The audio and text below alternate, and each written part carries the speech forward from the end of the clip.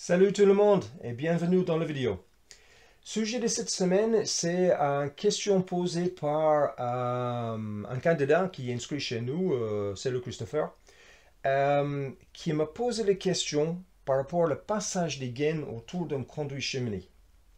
Donc conduit cheminée pour un insert ou surtout pour un poêle à bois. Donc je n'ai pas trouvé de texte spécifique pour le conduit cheminée, simplement des mesures de prévention générale. Donc, je vais vous montrer le texte.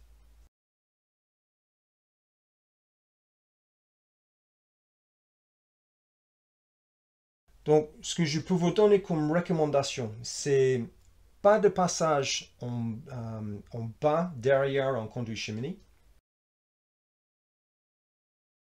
Pas de passage derrière le conduit cheminée en haut, comme ça. Et pas de passage sur le support béton dans les combles. En fait, le conduit cheminée, il va traverser les combles, il va traverser le plafond, et ensuite, dans le charpente, si c'est une maison à plein pied, tu vas avoir le bois de charpente avec un coffrage et du béton autour du conduit cheminée. Donc, tout le parti béton, tu l'évites. Donc, ça veut dire que tu vas être obligé de décaler ton câblage d'environ 50 à 60 cm autour du conduit cheminée. Pense aussi la même règle pour les gaines VMC. Il ne faut pas passer ça en proximité du conduit cheminée parce que ça va dégrader les plastiques et ça provoque quand même un risque d'incendie qui n'est pas négligeable. Donc, en gros, en bas, en haut et dans les combles, évite le passage autour du conduit cheminée. Donc, les questions qui se posent pour un chaudière à granulés. Donc, comment on fait? Donc, ce que je peux vous préconiser, c'est déjà, ce qu'il faut garder en tête, c'est qu'un poêle à granulés, il faut une alimentation électrique. Donc, le poêle à granulés, il sera fourni avec un câble et une fiche. Donc, ça veut dire qu'il va falloir prévoir une prise pour le poêle à granulés en proximité.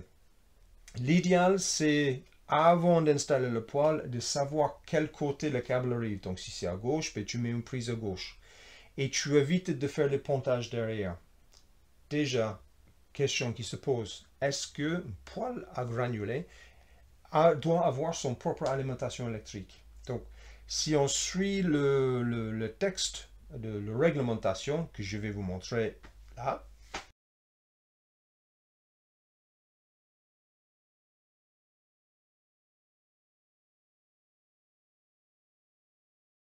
si on suit le texte il dit clairement que tout ce qui est prise de courant pour un appareil spécifique, il doit être considéré comme un départ spécialisé.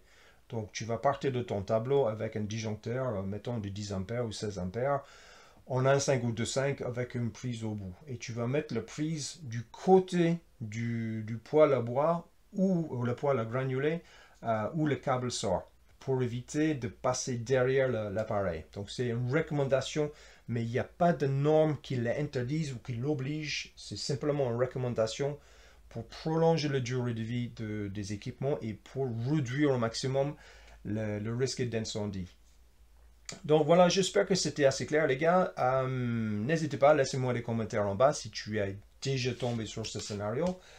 Et toutes ces histoires de disjoncteurs, de câblage, de départ spécialisé, etc. Tout ça, c'est traité dans la formation que je te propose. Donc, si tu es intéressé, tu m'envoies un mail sur l'adresse qui sera en bas. Et puis, je t'envoie les informations sur la formation proposée et aussi sur le métier d'électricien. Voilà, à très bientôt les gars. Ciao.